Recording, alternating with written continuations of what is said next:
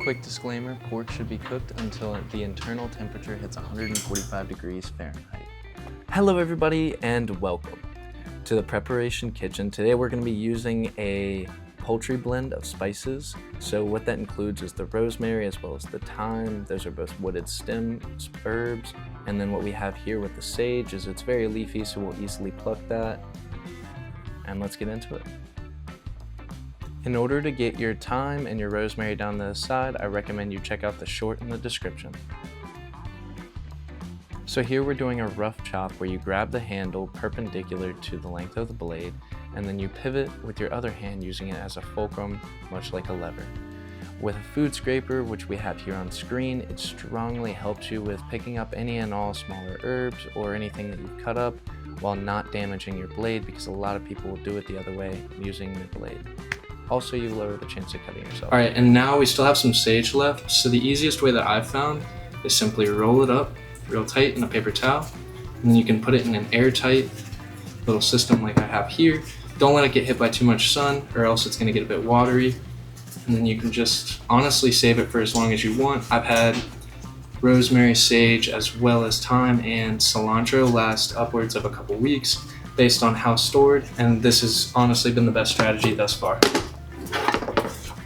You'll be able to simply toss this whole rig into the fridge and it'll stay fresh as long as you need.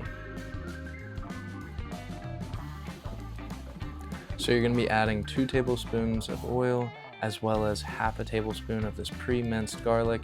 It's a super easy tool to use in your kitchen if you want to save time.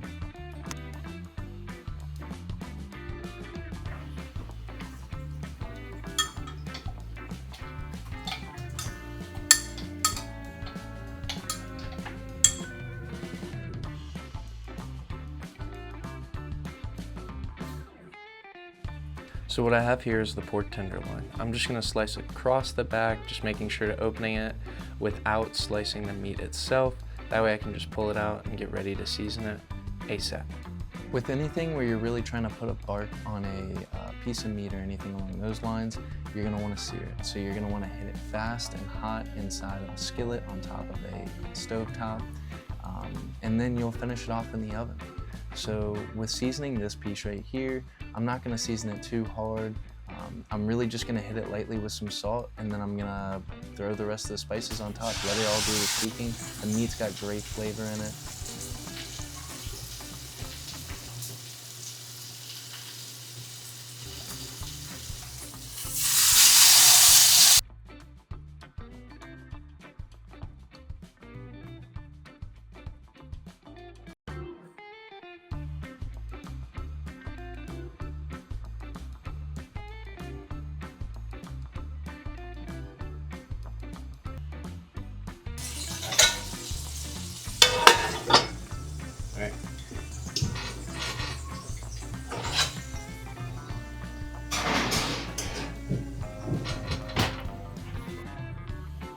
All right, next as we transition going into the potatoes, just to give yourself some more time and leeway, I would suggest just do a bit of cleaning on anything that you've dirtied up so far and get ready for these.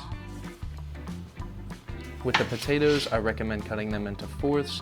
Go with some smaller potatoes, that way they're pretty easy to honestly get that nice crust while they're inside of the air fryer.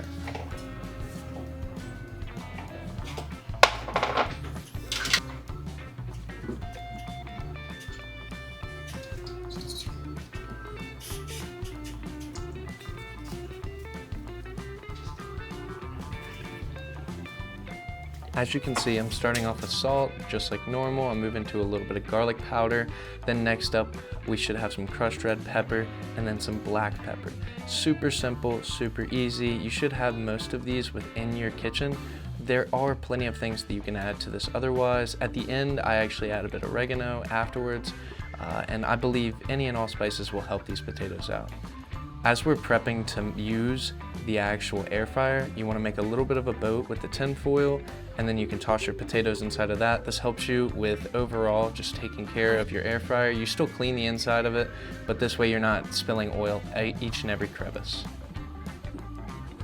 There you go. Make sure you got a little bit of space there, and then you can toss them right in there at 400 for roughly 20 to 23 minutes. Keep an eye on them, and you're gonna do one shake before you take them out.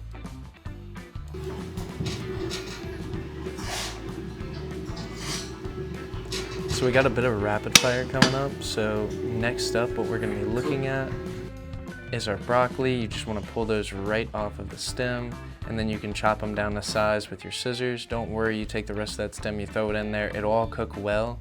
You throw a little bit of butter, salt, pepper in there, and it'll be perfect.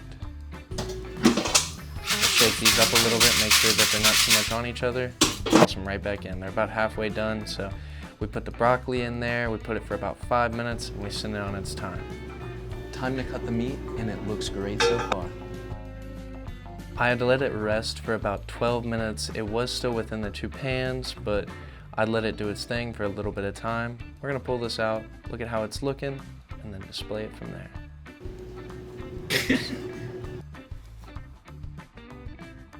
So here you'll be able to see the broccoli.